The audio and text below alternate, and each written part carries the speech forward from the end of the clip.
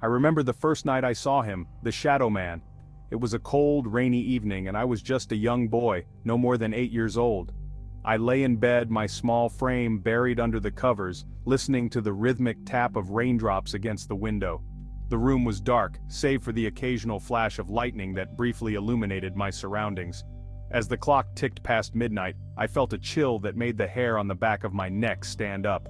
I opened my eyes and saw a shadowy figure standing at the foot of my bed.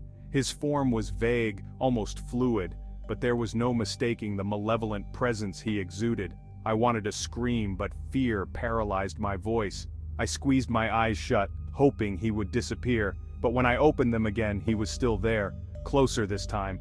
Terrified, I ran to my parents' room, sobbing and trying to explain what I had seen. They dismissed it as a nightmare, comforting me with gentle words and guiding me back to bed.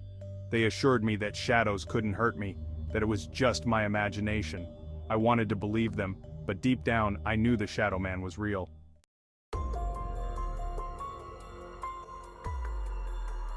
Night after night he returned. Sometimes he stood by the window, other times at the door, always watching, always waiting.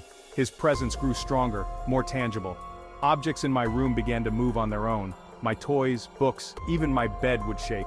I felt him creeping closer and closer until I could feel his cold breath on my skin. My parents grew increasingly frustrated with my nightly visits to their room. They told me I needed to be brave, to face my fears. But how could I be brave when I felt so utterly helpless? The Shadow Man was not just a figment of my imagination, he was a living nightmare that invaded my reality.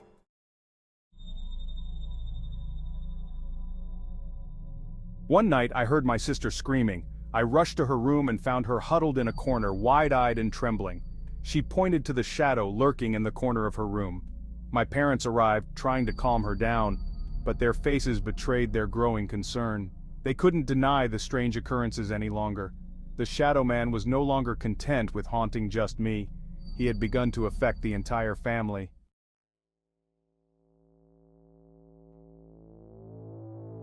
We sought help, turning to priests, psychics, anyone who might have answers.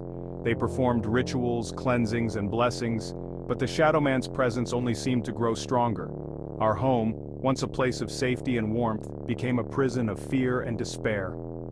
As days turned into weeks, the atmosphere in our house grew increasingly oppressive. Shadows danced along the walls, whispering threats and taunts. The once cozy living room became a place of dread. My father, a man of science and reason, began to lose his composure.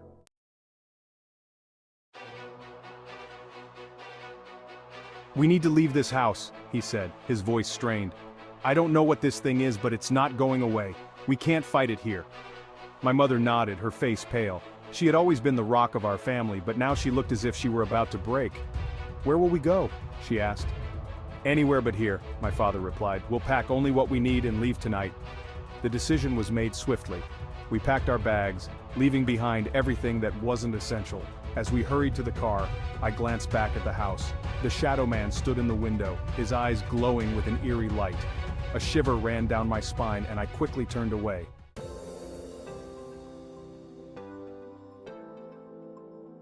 We drove through the night, not knowing where we were headed. We ended up in a small town several hours away. The new house was modest but comfortable. For the first time in weeks, I felt a glimmer of hope. At first, it seemed like we had left the terror behind. The new house was bright and airy, free from the oppressive darkness that had plagued our old home. We began to rebuild our lives, trying to put the horrors we had experienced behind us.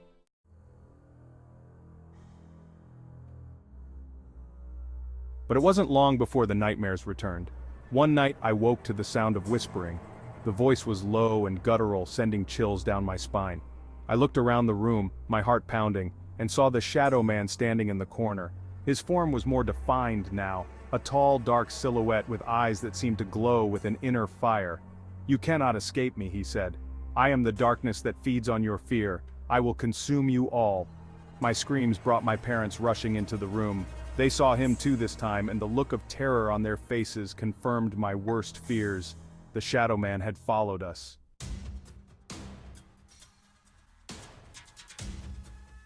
One night my father made a desperate decision.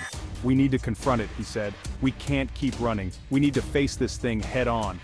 My mother was hesitant, but she agreed. That night, we gathered in the living room holding hands and praying for strength. The shadow man appeared, his form more solid than ever. He laughed, a cold, mocking sound that sent chills through us.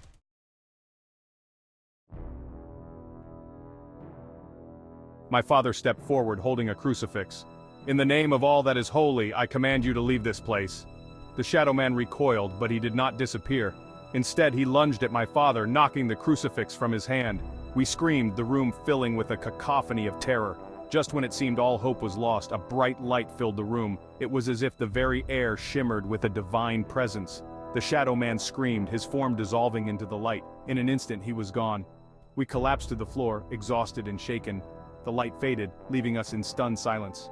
My father picked up the crucifix, his hands trembling. "We did it," he said, his voice filled with relief. "We finally did it."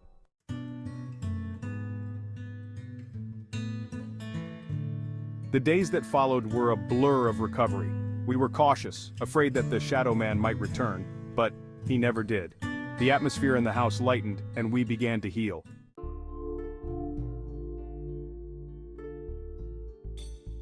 Years have passed since that terrifying time. I am an adult now with a family of my own. I keep a light on in my children's rooms just in case. The memory of the shadow man lingers, a constant reminder of the darkness we faced and overcame. Some nightmares are real, and they can follow you into the light of day. But we learned that even the darkest of shadows can be banished by the light of hope and courage. We may have been haunted, but we emerged stronger, bound together by the trials we endured. The shadow man is gone, but his memory serves as a testament to the strength of our family and the power of facing our fears.